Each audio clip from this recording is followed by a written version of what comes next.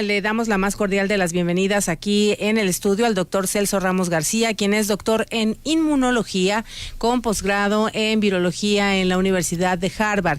Doctor, gracias por estar aquí con nosotros para hablar de esta enfermedad de Chagas. Además, usted es investigador del Centro de Investigación sobre Enfermedades Infecciosas del Instituto Nacional de Salud Pública. Bienvenido. Gracias, Idaneli. Muchas gracias. Muchas gracias, doctor. Si se acerca el micrófono para poder escucharlo. Gracias. Agradezco mucho la invitación a este programa. Muchas gracias. ¿Qué es esto de la enfermedad de Chagas, doctor Celso? La enfermedad de Chagas es una enfermedad que es causada, como ya se dijo en la introducción, por un parásito que se llama Trypanosoma cruzi y que generalmente se adquiere en forma natural por exposición a heces de triatomas o de chinches que conocemos aquí en Morelos que están infectadas con el parásito. Aquí hay que hacer mención de que, a diferencia de, por ejemplo, el dengue que es causado por un virus, sí, el mosquito inyecta directamente el virus en la sangre, sí, a diferencia del triatómino que deposita sus heces en la mucosa o en la piel de la persona, y uno puede arrastrar las heces y si hay alguna lesión en la piel o en las mucosas, por ahí entra el parásito. Es una diferencia importante, ¿no? Claro. Solamente se transmite por ese insecto. Los triatóminos básicamente. Sin embargo, no es la única forma de adquisición de la enfermedad. Digamos, es la forma natural de cómo se adquiere. Pero hay otras formas, por ejemplo, a través de la transfusión sanguínea, es decir, sangre que no es tamizada y que tiene parásitos en la sangre, evidentemente se puede adquirir cuando un receptor recibe esa sangre. Pero ya es complicado, ¿no? Es decir, quien nos dona sangre, la sangre que recibimos... La sangre que recibimos básicamente es segura porque se hace tamizaje en todo el país. Desde el 2012 se hace por obligación el tamizaje de sangre para evitar no solamente Chagas, sino otro tipo de enfermedades. Entonces, quien nos escucha y va a recibir una donación de sangre o alguno de sus componentes, es seguro recibir esa sangre porque no hay riesgo de infección por diferentes causas. Bien. Claro. Ahora, ¿cuáles son los síntomas o cómo sabemos si tenemos esta enfermedad de Chagas? Es muy difícil. De hecho, en la introducción mencionaban que los síntomas son completamente inespecíficos cuando los hay. Sin embargo, hay que mencionar que muchas personas que están infectadas son asintomáticas. Y ese es el grave problema. O se pueden confundir estos síntomas con alguna otra infección. ¿Cómo cuáles? Por ejemplo, puede haber fiebre, malestar general, puede haber dolor muscular, dolor articular, dolor abdominal, pero esos no son signos específicos de la enfermedad de Chagas. Y ese es el gran problema. Una persona infectada puede estar infectada sin tener síntomas, o síntomas poco específicos, vamos a decir, ¿no? ¿Y se puede infectar así al resto de la familia? No directamente, o sea, la enfermedad de Chagas no se transmite de persona a persona, tiene que ser a través de los medios que ya mencioné. Claro. Doctor Ramos, ¿cómo está el estado de Morelos en relación a otras entidades en cuanto al padecimiento de Chagas? Básicamente, la enfermedad de Chagas está distribuida en 2/3 del país. Sin embargo, hay que mencionar que hay estados de la República donde hay más casos que se reportan. Destacan, por supuesto, Morelos. Morelos ha sido uno de los estados donde se reportan casos agudos y casos crónicos.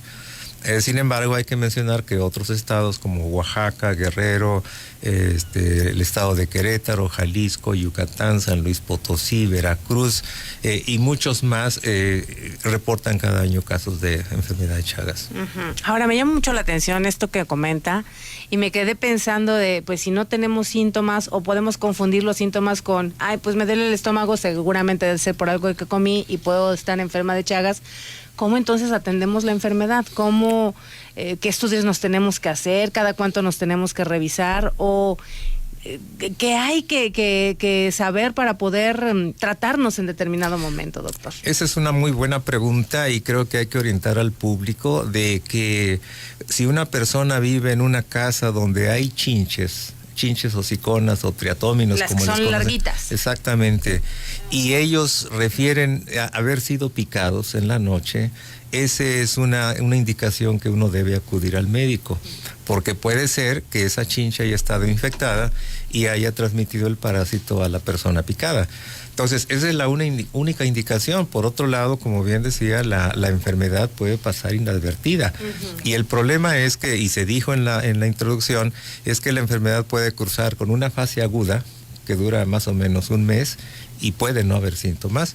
Y el problema viene después de varias décadas, donde el paciente entra a una fase llamada indeterminada sintomática, y más adelante viene una fase crónica sintomática, y ahí empiezan los problemas para el paciente, porque puede tener problemas cardíacos generalmente, o problemas de megaesófago, megacolon, estas llamadas megavísceras que son causadas por la infección por Trypanosoma cruzi. Y ahí es un problema, porque ahí ya no hay tratamiento específico. Hay que tratarlo, digamos, con un médico cardiólogo, un gastroenterólogo, pero el parásito está anidado por ahí, formando nidos de mastigotes, como se llama, ¿no? Entonces, aquí lo importante es que una persona que sospecha haber sido picada tiene que ir al laboratorio, al médico, para hacerse su estudio, y hay que decirle al público que hay medicamentos para el tratamiento de la fase aguda. Ajá. Estos medicamentos están disponibles en la Secretaría de Salud, no los van a encontrar en la farmacia. Importante saberlo. Doctor Ramos García, si usted tiene alguna duda para el doctor en inmunología con postdoctorado en virología de la Universidad de Harvard, háganoslo saber a través del WhatsApp 777-430-9008. Doctor Ramos, ¿esto tiene que ver con o está relacionado con la higiene en los hogares? Fundamentalmente sí. Sí. Digamos que la enfermedad de Chagas, así como otras enfermedades, tiene que ver mucho con el ambiente. No solamente el ambiente familiar dentro de la casa, sino el ambiente donde uno vive. Sí. De tal forma que la enfermedad de Chagas es una de las enfermedades que estamos trabajando desde una estrategia un poco diferente a como se veía. Esa estrategia se llama Una Salud, o Una Sola Salud, sí, que incluye la enfermedad del humano, la enfermedad de los animales y la salud del ambiente. Es decir, si una persona vive en un ambiente sucio, donde dentro del hogar hay infinidad de cosas que no se usan, generalmente las chinches buscan esconderse en ese tipo de cosas. Puede ser en el cuarto de la bodega, de las cosas viejas, la bodega. Exacto. No necesariamente tiene que ser en nuestra cama, ¿no? Porque cuando uno piensa en chinches, claro, inmediatamente nos refiere al colchón. Claro, muchas chinches se ocultan detrás de los cuadros, donde hay material que no se usa, generalmente ahí se esconden y salen a alimentarse de sangre en la noche. Como los vampiros. Como los vampiros. En el día están tranquilas, no se mueven. Ni las vemos. A veces se logran ver en la tarde, ¿no? Ajá. Pero generalmente no se ven, se ocultan. Y es en la noche cuando salen a buscar alimento. Claro. Nos está preguntando una persona, ¿cómo hacernos las pruebas de Chagas? Porque yo he donado sangre y no recuerdo que me hayan hecho algún estudio para eso. Como dije, cuando va a donar sangre, se le pide la autorización para hacerle el tamizaje correspondiente, y eso incluye la enfermedad de Chagas y otras enfermedades. A lo mejor no le dicen, pero sí, a lo mejor no le dicen, sí le pero revisan. sí se hace el tamizaje, por supuesto. Y decía, la sangre que uno recibe es segura. Claro. Antes no era así, pero desde 2012 ya es obligatorio hacer el tamizaje. Preguntan también, ¿es malo pisar a las chagas o a estas chinches Hace unos días encontré una en mi jardín. No se recomienda, bueno, instintivamente cuando uno ve un insecto de esta naturaleza, lo primero que hace es aplastarla, ¿no? Ajá. Pero generalmente, si esta chinche se ha alimentado de sangre, está llena de sangre. Y lo importante aquí es llevar esa chinche al laboratorio. Nosotros lo podemos hacer en el instituto, buscamos si hay evidencia de infección en las heces, y entonces ya se orienta a la persona a que tenga más cuidado. Pero si aborrece a ese tipo de animales como Idanelli, que nada más de pensarlo le estremece, le da escozor. Pues ese es el problema. Yo creo que hay que invitar que llame a su esposo, llamas a Dani para que recoja la tienes que recoger. Sí. Invitar a quien nos escucha a que tengan cuidado de que procuren no pisarla, más bien llevarla al laboratorio para que se haga el estudio. Claro.